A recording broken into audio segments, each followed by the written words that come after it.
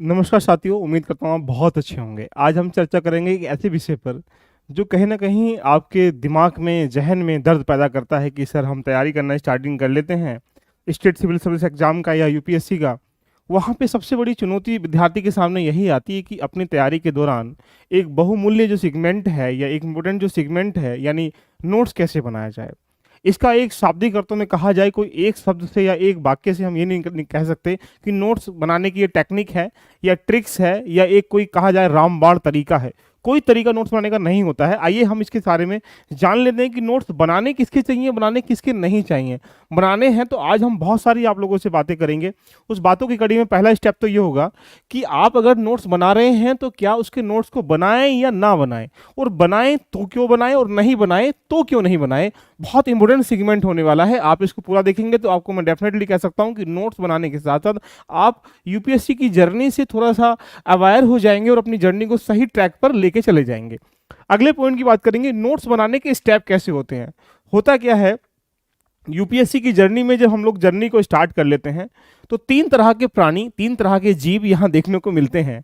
एक जीव तो वो होते हैं जो यहाँ पर कोई भी कुछ भी मिल रहा है, उनकी हथेली में इतना पेन रहता है कि हमेशा वो नोट्स बनाने के पीछे लगे रहते हैं। यानी एक वो प्राणी जो हमेशा नोट्सों के ध्यान रखना, भंडार इकट्ठा करने में, नोट्सों को बाजार से खरीदने में, जो कुछ मिल रहा है उसको नोट्स को लिखने में, यानी उसे यही नहीं पता कि मैं लिखा कहाँ था, लिखा कहाँ तो रखा कहाँ है, मतलब वो नोट्स के पीछे लगा हुआ है। उसके ध्यान रखना, उसको हाथ में ध्यान रखना, चेन ही नहीं पड़ता जब तक वो नोट्स नोट डाउन नहीं कर लेता। अखबार भी पढ़ेगा तो सुबह शाम तक अखबार के नोट्स बना रहा है, क्लास पढ़ेगा तो वो उसके नोट्स बना रहा है, यानी जो भी पढ़ रहा है वो नोट्स के पीछे पड़ा हुआ है। और जब एक साल, 1.5 साल, 2 साल निकल जाता है, फिर सोचता है इन नोट्सों का करना क्या है मुझे। क्यों? उनके नोट्सों में वो दम नहीं जो होना चाहिए। तो एक तरह के तो वो प्राणी होते हैं जो नोट्सों के पीछे हाथ धो के लगे रहते हैं। एक वो प्राणी होते हैं जो बिल्कुल नोट्सों से नफरत करते हैं। उनको लगता है कि यार नोट्स बनाना टाइम वेस्टिंग है और मुझे नोट्स नहीं बनाने चाहिए, जिससे मैं यहाँ से किसी टॉपर से नोट्स परचेज कर लूँगा या मार्केट में जो चल रहा है वहाँ से नोट्स ले आऊँगा, या इवन कहा जाए तो बहुत सारी ऐसी बातें होंगी मतलब उसके जीवन में नोट्स से कोई मतलब नहीं रहता है। वो किताबों पे अंडरलाइन, किताबों में ही वहाँ पे हाईलाइट, किताबों की दुनिया में समाता रहता है और अपने कमरे के अंदर इतनी किताबें इकट्ठा कर लेता है कि उसको ये नहीं पता कि हाँ अब मुझे किस में से क्या ढूंढना पड़ता है। एक विद्यार्थी वो होते हैं थोड़ा सा दोनों पायदान पर रहता है, उसे कभी कभी नोट से प्यार हो जाता है, कभी कभी किताबों से प्यार हो जाता है। तो तीन तरह के प्राणी हैं, एक ए और ये बी और ये सी। अगर मैं ए की तरफ जाऊं तो भी खतरनाक स्थिति है, और बी की तरफ जाऊं तो भी खतरनाक स्थिति है, और अगर मैं सी की तरफ जाऊं तो थोड़ी सी लगता है मुझे सही स्थिति है। लेकिन सी के भी नोट्स कैसे हैं ये डिपेंड करता है उसके कंटेंट के ऊपर, डिपेंड करता है रिसोर्स के ऊपर। तो आइएगा आज हम वन बाई वन करके चर्चा करते हैं कि प्रिपेयर करने चाहिए, नहीं करने चाहिए, स्टेप क्या होना चाहिए, क्या इसके बेनिफिट्स हैं, नोट्स का स्ट्रक्चर यानी बनाएं कैसे, नोट्सों को बनाएं कैसे। अब आपके हाथ आ जाएगा निकल के कैसे बनाएं।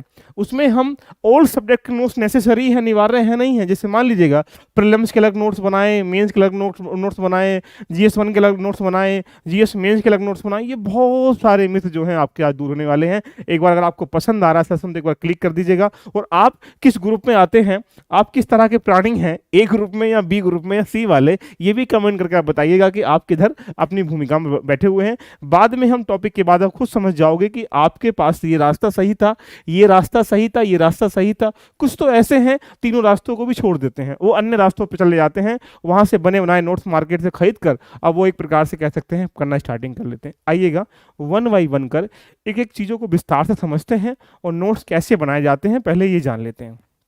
देखिएगा पहले पॉइंट के जो प्राणी की बात करेंगे, जैसा कि आपको ज्ञात है ये स्ट्रक्चर है यूपीएससी का, प्रीलिम्स का और मेंस का एंड देन इंटरव्यू का।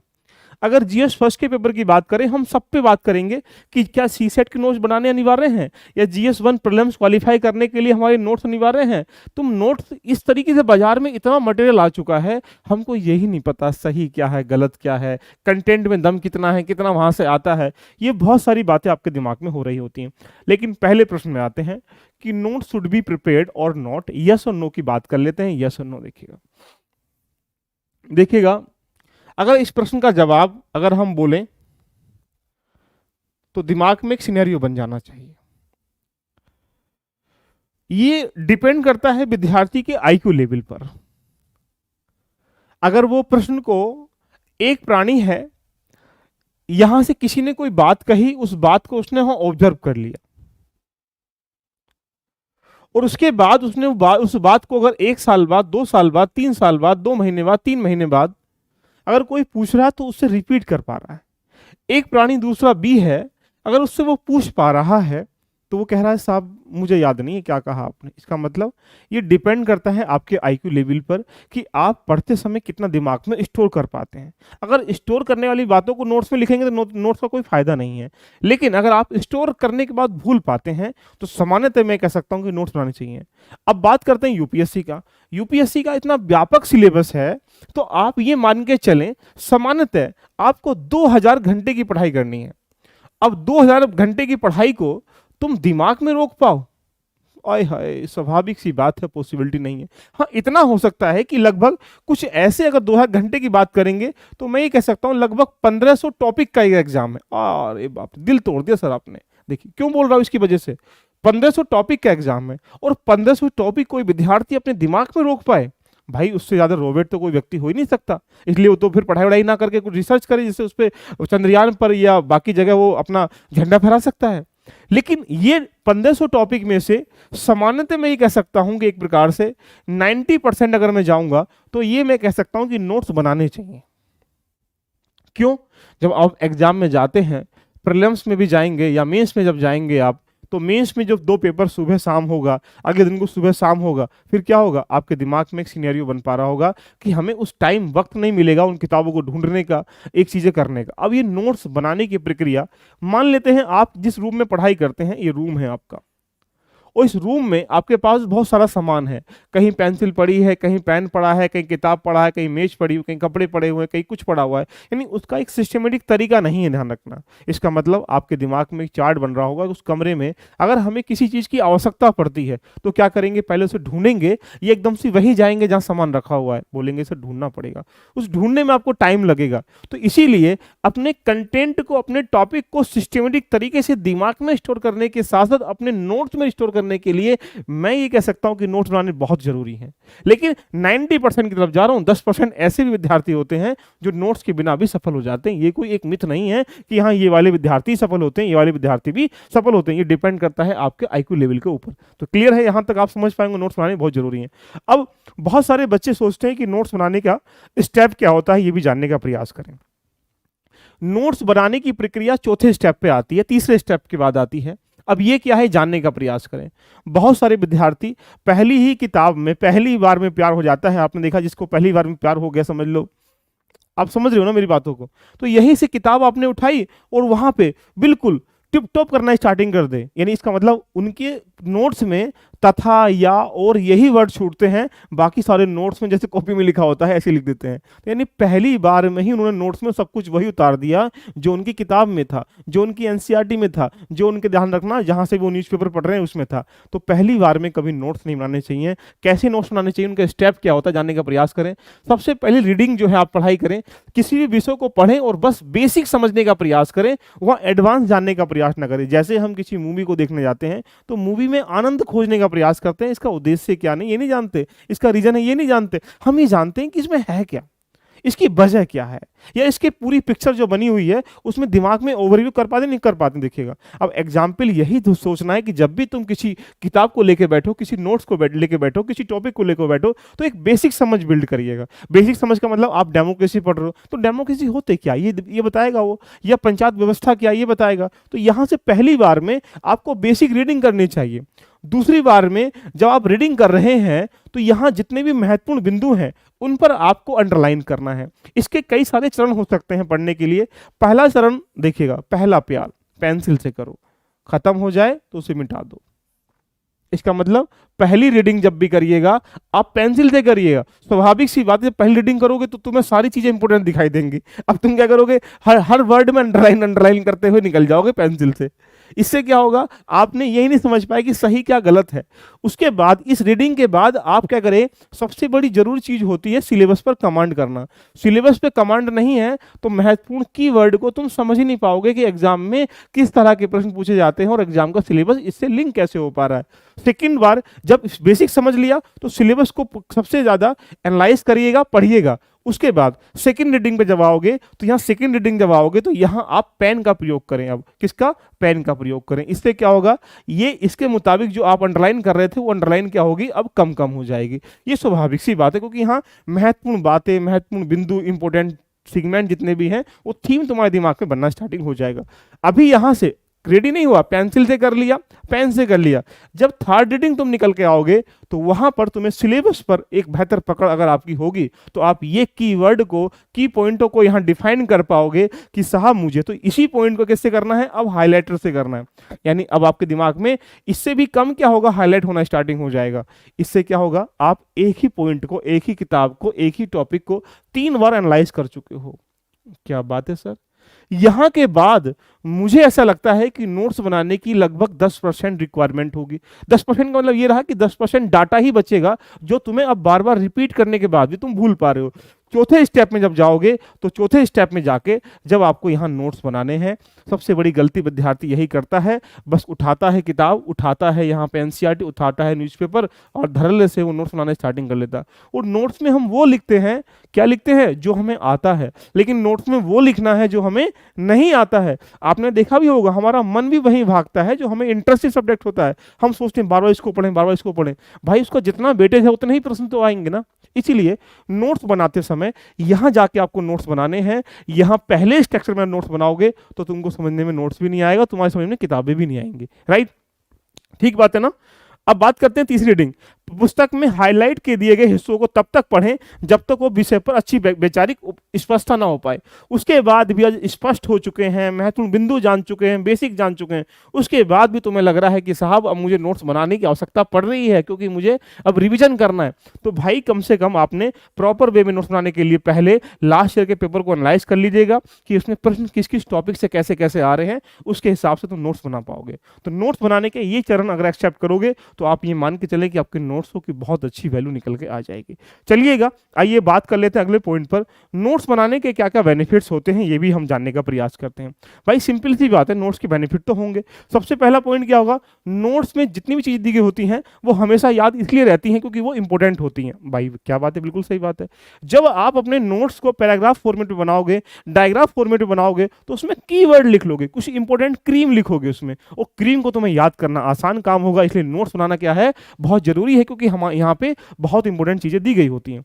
दूसरी बात, बुक की बजाय खुद के नोट्स बनाने में बहुत सरल इसलिए होता है, जब हम किताब को पढ़ रहे होते हैं, मान लेते हैं 100 पेज की किताब ले लीजिएगा और 100 पेज के नोट्स ले लीजिएगा, तो हमें नोट्स को पढ़ने में किताब की बजाय आसानी होगी, उसे पढ़ने में हमारी स्पीड भी क्या होगी, ज़्यादा होगी। क्यों? क्योंकि हमने नोट्स वो बनाए हैं जो 3 रीडिंग करने के बाद चौथी रीडिंग में हम लोग नोट्स बनाए हैं। तो यानी आपके सामने वो क्रीम पढ़ रहे होगे, तुम एक्स्ट्रा कूड़ा कचरा नहीं पढ़ पा रहे होगे, इसलिए नोट्स बनाने बहुत जरूरी होते हैं। बात बुक्स के नोट्स दौरान अपनी भाषा में लिखने का प्रयास करें। अगर आप जितने भी नोट्स दिए गए हैं अगर उनको अपनी भाषा में लिखने का प्रयास करोगे, उसके डायग्राम अपने स्ट्रक्चर में बनाओगे, क्योंकि हर किसी की अपनी इंडिविजुअल आइडेंटिटी होती है, को समझने की प्रक्रिया क्या होनी चाहिए, यानी वो नोट समझता कैसे है। तो इसलिए जरूरी है कि अपनी भाषा में नोट्स बनाएं। और नोट्स जब भी बनाएं तो कोशिश करिएगा कि शॉर्ट फॉर्म में लिखें। सपोज कर लीजिएगा अगर नैतिक विकास की बात की गई है तो आप नैतिक विकास लिखेंगे, और नैतिक विकास से क्या क्या पैरामीटर होते हैं, सामाजिक पैरामीटर, धार्मिक पैरामीटर, आर्थिक पैरामीटर, राजनीतिक पैरामीटर, तो क्या होगा, सिर्फ पैरामीटर्स लिखो, आप ये समझ जाओगे कि राजनीतिक क्या है, आपको दोनों बोले। यानी हम कुछ ऐसे वर्डों के नोट्स जो बनाने नहीं चाहिए, जो हमारे आसपास रोज गुजरते हैं। डेमोक्रेसी क्या होती है, हम डेमोक्रेसी की हम डेफिनेशन पे काम कर रहे हैं पूरे दिन भर, या मौलिक अधिकार क्या होते हैं, मूल कर्तव्य क्या होते हैं, समानता क्या होती है, असमानता क्या होती है ना, ये बंधुत्व क्या होती है, भाईचारा क्या होता है, एकता क्या हो रहा है, क्या इनके नोट्स बनाने की आवश्यकता है? बोलेंगे नहीं। नोट्स किसके बनाने हैं, जो हमारे आसपास रोज चीजें नहीं गुजरती हैं और वो एग्जाम के लिए इंपॉर्टेंट चीजें होती हैं। अब तुमको पता है मणिपुर में हिंसा हुई, तुम जानते हो किस चीज के लिए हिंसा हुई, तुम उसके नोट्स बना रहे हो। मणिपुर में यहाँ पे जाति को लेकर हुई, मणिपुर में ये दंगा हुआ, मणिपुर में यू हुआ, तुम 370 के बारे में नोट्स बना रहे हो। 370 में क्या दुनिया जानती, तुम भी जानते हो। तो बेसिक जानकारी के नोट्स अगर बनाओगे तो तुम्हारे नोट्स क्या होंगे, व्यापक हो जाएंगे। इसलिए हमें कंसाइज वे में नोट्स चाहिए, ना कि हमें व्यापक वे में नोट्स चाहिए। राइट, तो यहीं से अगला पॉइंट, पेन का प्रयोग जब भी आप करते हैं तो यहाँ पे जब नोट्स बनाएंगे तो माइंड हमारा एक सेट हो जाता है कि ये डायग्राम, इमेज, पिक्चर जो है किस प्रकार से यहाँ ऑर्गेनाइज हो पा रही है। बात करते हैं नोट्स आपके एग्जाम के समय में ज़्यादा हेल्पफुल होते हैं, ये बहुत इंपॉर्टेंट जी। देखो अगर बात मैं एग्जाम्पल बेस पे मैं आपको किताब भी दिखाऊंगा, आज नोट्स भी दिखाऊंगा कि मैं कैसे नोट्स बनाता हूँ और कैसे आपको बनाने चाहिए। एग्जाम टाइम में हमारे पास मान लीजिएगा आज क्या है, जीएस पेपर फर्स्ट का और सेकंड का पेपर हो गया, तो नेक्स्ट सेकंड डे क्या होगा, जीएस 3 जीएस 4 का पेपर होगा। क्या आपके पास इस 8 9 10 घंटे के बीच में जो अंतराल मिला है आपका, शाम को पेपर 5:30 बजे खत्म होगा, अगले दिन 9:30 बजे स्टार्टिंग हो जाएगा, बीच में सोना भी है 4 5 घंटे, उसके बाद पढ़ाई भी करनी है, यानी 5 6 7 घंटे पढ़ पाएंगे। उस 5 6 7 घंटे में जीएस 3 पूरा, अरे बाप रे बाप रे बाप रे, जीएस 4 भी पूरा। तो यानी आपके पास इतना टाइम नहीं मिलेगा कि आप चीजों को किताबों से पढ़ पाओ, मोटे मोटे नोट्स से पढ़ जाओ। तो कंसाइज वे में अगर मैं ये कहूं तो आपको नोट्स कंसाइज वे में होने चाहिए, जो एक आपके माइंड मैपिंग यानी माइंड को एक डायरेक्शन दे सके, ये बहुत जरूरी होते हैं नोट्स एग्जाम के लिए। ये सबसे इंपॉर्टेंट चीज बता रहा हूँ कि एग्जाम के लिए बहुत इंपॉर्टेंट होते हैं। और एग्जाम के टाइम पर बुक पढ़ने से ज्यादा क्या फायदा होता है, नोट्स पर रिवीजन करने में आसान होता है, ये नॉर्मल बातें हैं। नोट्स बनाने में आपकी लिखावट अच्छी हो जाती है, ये सबसे इंपॉर्टेंट फायदा है।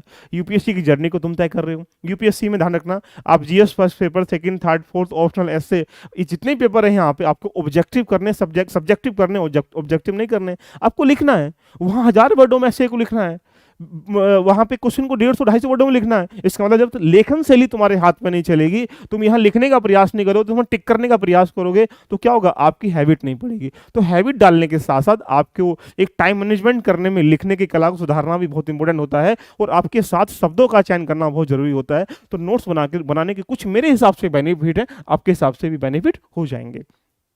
आइएगा बात करते हैं सर नोट्स कैसे बनाया जाए, इसके बारे में यहां से हम लोग बात करते हैं। एक पॉइंट इससे पहले, क्या बाजार से नोट्स यहां पे ले सकते हैं? अरे बाप रे साहब, आपने दिलवाले दुल्हनिया ले जाएंगे ये पिक्चर देखी होगी, वहां पे आपने देखा होगा उस पिक्चर को जब तक हम कंसाइज वे में, ध्यान रखना, नहीं समझते, एग्जाम्पल समझिएगा। ये फिल्म है, ए व्यक्ति ने फिल्म को देखा है और इसने बी व्यक्ति ने फिल्म को देखा है, लेकिन सॉरी समझे, ये ए फिल्म में जाके कहां देखा है, सिनेमा में देखा है। ये सिनेमा में दिल वाले दुल्हनिया ले जाएंगे, ये पिक्चर को देख के आता है बड़े प्यार से, मोहब्बत से 3 घंटे की मूवी वहां देखता है। इसकी दिमाग में विजुअल किया गया है, चीज़ों को देखा गया है, समझा गया है, कैसे कैसे किया। ये बेचारा अपना घर पे कुछ काम कर रहा है, ऊपर से इसे दुखी व्यक्ति है, ये थोड़ा सा नर्वस है। ये व्यक्ति कहता कहाँ गया था साहब, नु ऐसे ऐसे, भैया मैं मूवी देखने गया था। क्या क्या था? ये ने कहा ऐसे ऐसे बात थी, एक हीरो था, उसका नाम ये था, और ये इनने एकदम से उस डाटा को 10 से 15 20 मिनट में, ध्यान रखना, क्या कर दिया, दिखा दिया। यानी इसने 10 से 15 मिनट में 3 घंटे की मूवी को इसने बता दिया ऐसे साहब। लेकिन अब सोचो 1 साल बाद, 2 साल बाद, 1.5 साल बाद, जब भी तुम एग्जाम में जाओगे, सोचिएगा, और उसी मूवी से मूवी से 5 प्रश्न आ जाते हैं। आप ये बताओ, इस बंदे की ज्यादा प्रश्न करने की क्षमता होगी या इस बंदे की ज्यादा क्षमता करने की होगी? बोलो बोलो। ए ज्यादा अच्छे प्रश्न कर पाएगा, या ए अच्छे अच्छे प्रश्न लिख पाएगा, या अकॉर्डिंग बी अच्छे लिख पाएगा? बोलेंगे सर ए। क्यों? क्योंकि उसने पूरी पिक्चर को देखा है, उसने पूरी पिक्चर को ऑब्जर्व किया है। उसमें से हो सकता है कि जो बातें इसने इससे बताई गई हों, वो बातें यहाँ पे ना पूछी गई हों, 5 की 5 बातें अलग पूछी गई हों। तो उससे क्या होगा, आपने क्या किया कि आपने मूवी को देखा नहीं है, मूवी को सिर्फ सुन लिया है।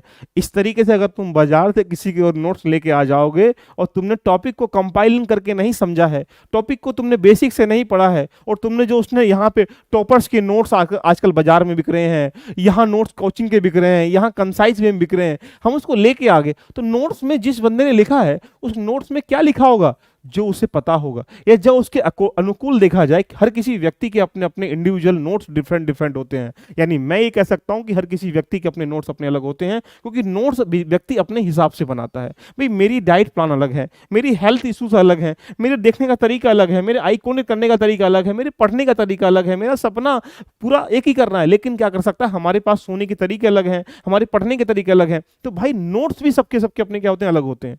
इसीलिए आप कह पा रहे होगे सर ए अच्छे प्रश्न कर पाएगा क्योंकि उसने मूवी को पूरा देखा है। तो जब तक तुम नोट्सों को खुद के रेडी नहीं कर पाओगे, तुम बाजार से लेके आते रहोगे, ये मान के चले आप उस मूवी में आने वाले प्रश्नों में एक आध धोखे से मिलकर कर पाओगे, लेकिन 4-5 प्रश्न बाकी जो बचेंगे नहीं कर पाएंगे। इसलिए नोट्सों को बाजार से, अगर मैं कह सकता हूं, ले सकते हैं। तो इसमें मैं नो की तरफ जाऊंगा कि आप बिल्कुल मत लीजिएगा, यहां नहीं, यानी यहां बिल्कुल भी मत लीजिएगा। यानी हम इसकी तरफ जाएंगे, कोई भी नोट्स बाजार से नहीं खरीदने चाहिए, चाहे वो किसी भी एस्पेक्ट में क्यों ना हो। लेकिन हाँ, अगर आपको लगता है कि नोट्सों का सहारा लेना है, तो सहारे का मतलब उसमें से कुछ की पॉइंट ढूंढ सकते हैं। इसका मतलब जब तुम्हें सब कुछ पता है, उसमें से इंपॉर्टेंट क्या है, तब सहारा ढूंढ सकते हो। इसका मतलब मैं ये कह सकता हूँ कि जब भी नोट्स आप इनको ले लीजिएगा, जब आपको लगता है कि अब मेरी तैयारी पूर्ण हो चुकी है, बस मेरे पास टाइम नहीं है नोट्स बनाने का, इसलिए मैं कंसाइज वे में चीज़ों को पढ़ना चाहता हूँ, उठाओ पढ़ लो। लेकिन तुम यहाँ से पहले ही दर पे जाके आपने यहाँ पे माथा टेक दिया, साहब विराजमान, इस टॉपर के नोट्स पढ़ लेते हैं, इनने टॉप किया हम भी टॉप करेंगे। ऐसे टॉपर कितने आए कितने चले गए, ये मान के चलिएगा। टॉपर्स के नोट्स या टॉपर्स की रणनीति, टॉपर्स की चीज़ों से बचने का प्रयास करिएगा। आजकल बाजार जो है भौतिकतावाद के युग में कन्वर्ट हो चुका है। वहाँ क्या होता है आप भी जानते हैं और हम भी जानते रहिए। क्लियर? आगे चलते हैं, पूरी कहानी आपकी समझ में आ जाएगी। नोट्स कैसे बनाए ये भी चर्चा करेंगे। ये जानने से पहले थोड़ा सा मैं आपको फिल्म दिखाने का प्रयास करता हूँ। देखिएगा, सबसे पहले यूपीएससी एक जर्नी है। इस जर्नी में जिसने स्ट्रेटेजी अगर बेहतर नहीं बनाई यूपीएससी के नोट्स बनाने की, तैयारी करने की, रिसोर्स करने की, मेंटर को चूज करने की, कोचिंग्स वगैरह की, तो मान के चलें उसकी जो नाव है वो कहीं ना कहीं हिलो लेना स्टार्टिंग कर देगी। वो 10 दिन बाद, 2 दिन बाद, 3 दिन बाद डिमोटिवेट होना स्टार्टिंग कर लेगा, और साथ में क्या होगा, उसकी नाव एक दिन कैसा हो जाएगी, पलटा मार मार के, ध्यान रखना, डूब जाएगी। आप अपना 100% दे दीजिएगा, सफल हो असफल हो कोई दिक्कत का विषय नहीं है। मैं ये मानता हूं कि अगर प्रीलिम्स क्वालीफाई नहीं हो रहा, मेंस क्वालीफाई नहीं होगा, तो मतलब आपकी मेहनत में कमी है। अगर प्रीलिम्स मेन क्वालीफाई हो गया है, आपसे इंटरव्यू नहीं हो पाया है, अंतिम पायदान तक पहुंच गए हो, मेंस नहीं हो पाया, तो मान के चले किस्मत में कहीं कमी है। लेकिन तुम प्रीलिम्स ही नहीं कर पा रहे, तो वहाँ किस्मत को दोष मत दीजिएगा, वहाँ नॉलेज को, वहाँ स्ट्रेटेजी को, वहाँ प्लानिंग को, वहाँ आपके रिसोर्स को दोष दीजिएगा। मैं मानने का प्रयास करता हूँ, राइट। तो यहीं से पहली बात एनसीईआरटी के देखिए, बहुत व्यापक तरीके से मैं बता रहा हूँ। देखिएगा, एनसीईआरटी के नोट्स बच्चे यहाँ बायदान देखा जाए, बोलते हैं सर क्लास नंबर 6 से 12 तक नोट्स बनाए, या 9 से लेकर 12 तक नोट्स बनाए, या मैं कह सकता हूँ यहाँ से 11 से लेकर 12 के नोट्स बनाए। सर ये 3 एस्पेक्ट हैं। बहुत सारे बच्चे क्लास नंबर 6 से लेकर इस तरीके से नोट्स बनाने का स्टार्टिंग कर लेते हैं, उनको पता ही नहीं होता कि क्या करना है क्या नहीं करना। अगर मैं साधारण भाषा में कहूँ तो क्लास नंबर 6 से लेकर 9 तक की जो कहानी होती है, वो क्लास नंबर 6 से 8 तक की जो कहानी होती है, आपको बेसिक समझाती है। जैसे एक छोटा बच्चा क्लास नंबर 6 का समझता है, आप यूजी करके एग्जाम देते हैं यूपीएससी का, पीसीएस वगैरह का, तो वहाँ आपके अंदर एक मैच्योरिटी आ जाती है कि ये बेसिक चीज़ें क्या क्या होती हैं, प्रधान क्या होता है, लोकतंत्र क्या होता है, डेमोक्रेसी क्या होता है, प्रधानमंत्री कैसे चुना जाता है, ये बेसिक बात है। अगर ये भी तुमको नहीं पता है तो मान के चले इसके तुम नोट्स बनाओगे तो आपसे इस महामूर्ख संसार में कोई पैदा भी नहीं हुआ है। तो यहाँ क्लास नंबर 8 तक के नोट्स आपको नहीं बनाने चाहिए बिल्कुल भी, किसी भी कंडीशन में, सिर्फ पढ़ना चाहिए बेसिक बातों को लेकर। अगर आपको बनाने भी पड़ रहे हैं एनसीईआरटी के नोट्स, मैं ये कहूंगा कि एनसीईआरटी के नोट्स अगर मैं ये कहूँ कि बनाने चाहिए, तो मैं 80% इस तरफ जाऊंगा कि नोट्स बनाने नहीं चाहिए।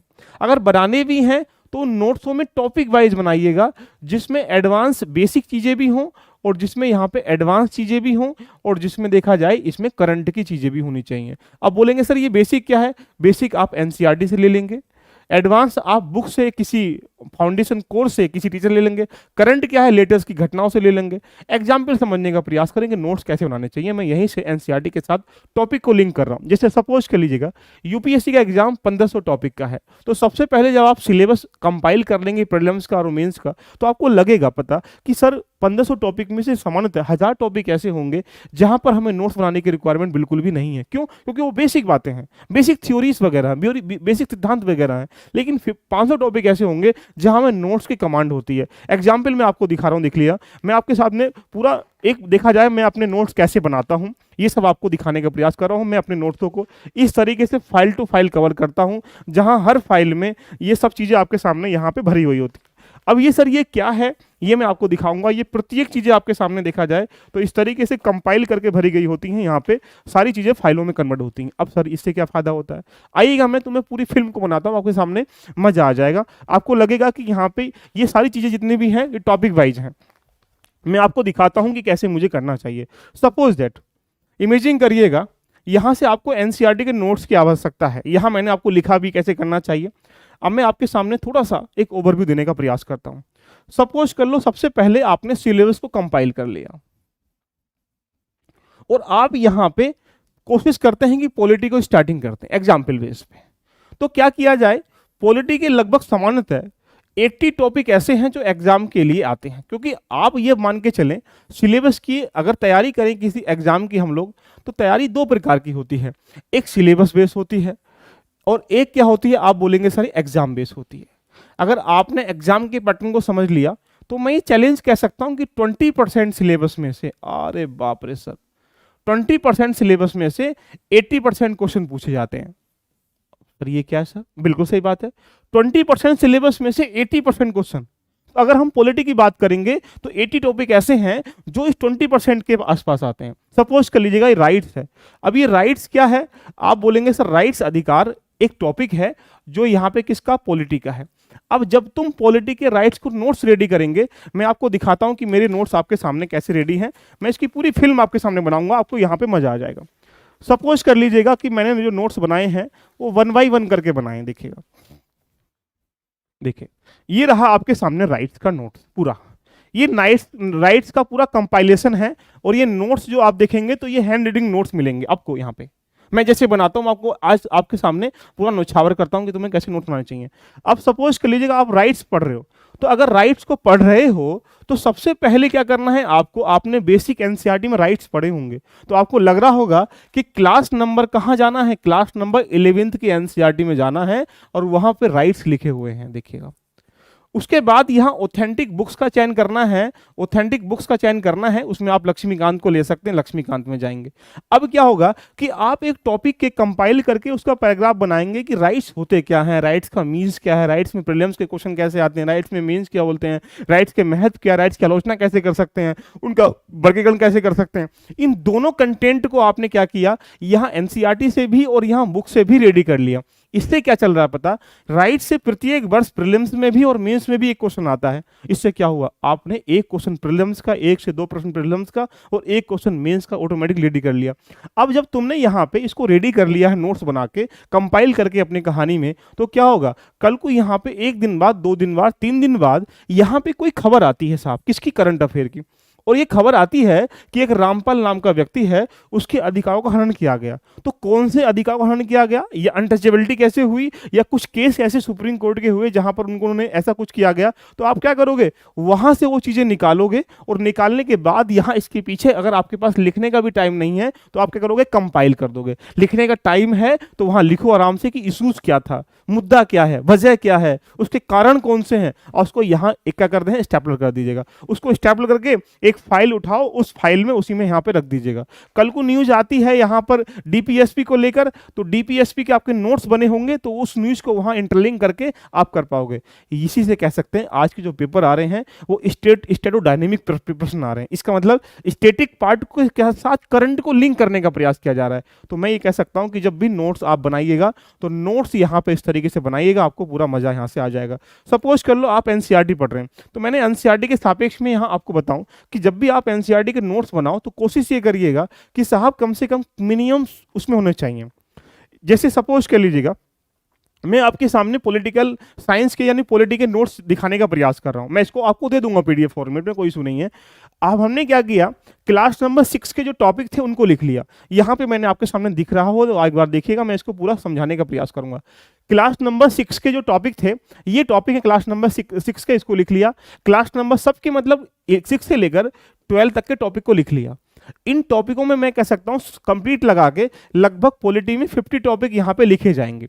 और 50 टॉपिक लिखने के बाद तुमको ये महसूस होगा कि लगभग 20 से 25 टॉपिक ऐसे हैं जो एक प्रकार से कहा जाए आपस में क्लास नंबर 6 में भी देखने को मिल रहे होंगे, क्लास नंबर 11th में देखने को मिल रहे होंगे। यहां से अगर मैं आपके सामने एक बार दिखाऊं, डाइवर्सिटी को तुम देखोगे टॉपिक, तो क्लास नंबर 6 में भी डाइवर्सिटी है और क्लास नंबर 10 में डाइवर्सिटी है। इससे क्या हुआ, एक टॉपिक के साथ उसको लिंक करके पढ़ने का प्रयास करो, या अगर एक जगह पढ़ रहे हो तो उसको एक प्रकार से ओवरव्यू ले लीजिएगा कि अब मुझे क्लास नंबर 10th में नहीं पढ़ना, जिससे हमें रिपीट नहीं करना पड़ेगा। यानी हम ये कह सकते हैं अपनी स्टडी को यहाँ पे कह सकते हैं इंटरलिंक करने का प्रयास करें। इंटरलिंक का मतलब एक रहा कि जब आप गवर्नमेंट में कुछ चीजें पढ़ेंगे तो गवर्नमेंट में जब पीएम को पढ़ें तो उसके साथ सीएम को पढ़ें, गवर्नमेंट में आप गवर्नर को पढ़ेंगे तो वहां उधर प्रेसिडेंट को पढ़ेंगे, उधर एनएचआरसी को पढ़ेंगे तो यहाँ एसएचआरसी को पढ़ेंगे। यानी आप सीबीसी यहाँ पे सीआईसी को पढ़ेंगे तो एसआईसी को पढ़ेंगे। यानी इससे क्या होगा, आपकी कंपैरेटिव स्टडी होगी, उससे यहाँ पे आपके पास जो वर्डन है वो ज्यादा निकल के नहीं आ पाएगा। इसीलिए मैं आपसे कह सकता हूं कि एनसीईआरटी के नोट्स, अब मान लीजिएगा जुडिशरी को तुम पढ़ रहे हो एनसीईआरटी में, तो अगर जुडिशरी को तुम पढ़ोगे तो जुडिशरी को जब तुम कवर करोगे तो क्या होगा, क्लास नंबर 8 में 5वां चैप्टर जुडिशरी है, वो क्लास नंबर यहाँ पे कहा जाए 11th में यहाँ पे 6वां चैप्टर है। तो इससे क्या हुआ, आपने यहाँ पे जो 50 चैप्टर थे उनको 20 चैप्टर में कंपाइल कर लिया, पढ़ने में समय कम लगा, ऊपर से नोट्स को आपने ऑथेंटिक किताब के साथ लिंक कर लिया। फिर देखते हैं काहे नोट्स अच्छे नहीं बनते हैं। तो मैं आपके सामने इसलिए बता रहा हूँ कि नोट्स को बनाने का तरीका अच्छा एक्सेप्ट करिएगा, नहीं तो दुनिया के जो नोट्स हैं यहाँ से निकलते हुए चले जाएंगे। अब रही बात आती है, यहाँ से हम लोग बात करें दूसरे पॉइंट की, बात करेंगे बुक्स की। बुक्स के नोट्स जो हैं, सभी किताबों के नोट्स नहीं बनाने चाहिए, मेरा मानना है। अगर जो बहुत सारे बच्चों ने लक्ष्मीकांत का, डाटा लक्ष्मीकांत के नोट्स को हम लोगों ने बना रखा है और मार्केट में लगातार बिक रहा है, आप भी खरीदते हैं, तो भाई ऑथेंटिक किताबों के नोट्स बनाने की आवश्यकता ही क्या है, वहीं उसको अंडरलाइन करें, वहीं नोट्स करें, वहीं हाईलाइट करें। उससे क्या होगा, वो तो डिक्लेयर है, वो तो सिग्निफिकेंस यानी एक प्रकार से कहा जाए इंपॉर्टेंट चीजें हैं उसमें, तो उसके नोट्स बनाने की बिल्कुल भी रिक्वायरमेंट नहीं होनी चाहिए। लेकिन नोट्स किसके, जैसे राष्ट्र मैनेजमेंट है, सोसाइटी है, जस्टिस है, और बाकी जो डिफरेंट डिफरेंट टॉपिक जो एग्जाम के लिए इंपॉर्टेंट है बनाने चाहिए। रही बात करंट अफेयर के लिए, भाई साहब मुझे लगता है कि सब लोग सुबह उठते हैं और ये कोशिश करते हैं कि आज कितने नोट्स बनाए जाए। अगर एक दिन में तुम यहाँ पे कह सकते हैं कि 2 से 3 पेज भरते हो करंट अफेयर के, तो 365 दिन में मैं कह सकता हूँ लगभग आप 700 पेज भर लोगे और 700 पेज की किताब बन जाएगी बहुत बड़ी करंट अफेयर की। क्या वो करंट अफेयर इंपॉर्टेंट है या नहीं है, बताइएगा। इसलिए जरूरी क्या है, ये आपके लिए जरूरत बन जाती है। करंट अफेयर के कभी भी मैं कह सकता हूँ नोट्स नहीं बनाने चाहिए। लेकिन मैंने करंट अफेयर के नोट्स कैसे लिंक कर दिए कि जब तुम राइट्स को पढ़ रहे हो तो राइट्स को पढ़ने के साथ जब आपने उस टॉपिक को लिंक कर लिया, इसका मतलब करंट अफेयर के ऑटोमेटिकली नोट्स बनते हुए चले गए।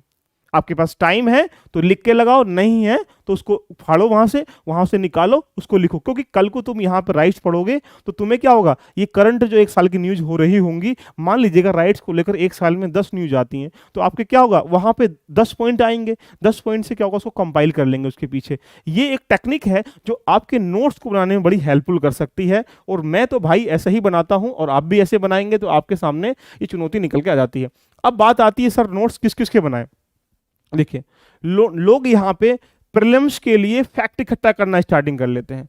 भाई साहब अगर आपके दिमाग में लग रहा है तो प्रीलिम्स के लिए पूरी रामायण गीता पढ़ लीजिएगा, प्रीलिम्स फिर भी नहीं कर पाएंगे।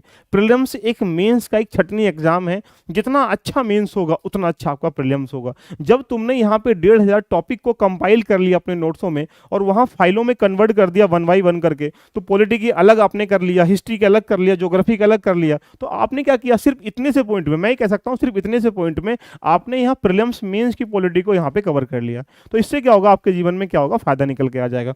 तो यहाँ इसके नोट्स तो हमें नहीं बनाने चाहिए, लेकिन क्या करना चाहिए, कुछ ऐसे डाटा होता है जो फैक्चुअल डाटा होता है, उसको हम लोग भूल जाते हैं। उसके लिए प्रीलिम्स का एक रजिस्टर बनाओ और टॉपिक वाइज लिखो, उसको 4-5 हिस्सों में कन्वर्ट कर दो। यानी ये हिस्ट्री का पार्ट है, ये ज्योग्राफी का, इकोनॉमी का, और उसमें कुछ डाटा जो तुम्हें लगता है कि हम इसको भूल जाएंगे, जैसे योजनाएं हैं, कोई स्कीम्स वगैरह है, कोई इनिशिएटिव वगैरह है, उसको अंडरलाइन कर लो। बाकी उसके उद्देश्य क्या है, ये तुम्हारी थ्योरी का पार्ट है, इसको वैसे भी याद रहेगा।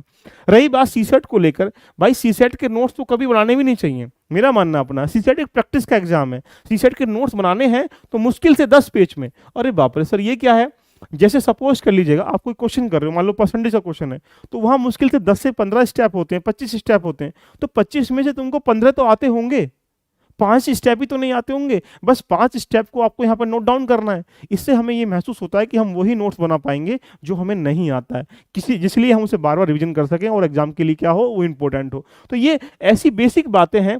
अब सपोज कर लीजिएगा जितनी तुम प्रैक्टिस यहाँ करोगे उतना आपके सामने निकल के आ जाएगा।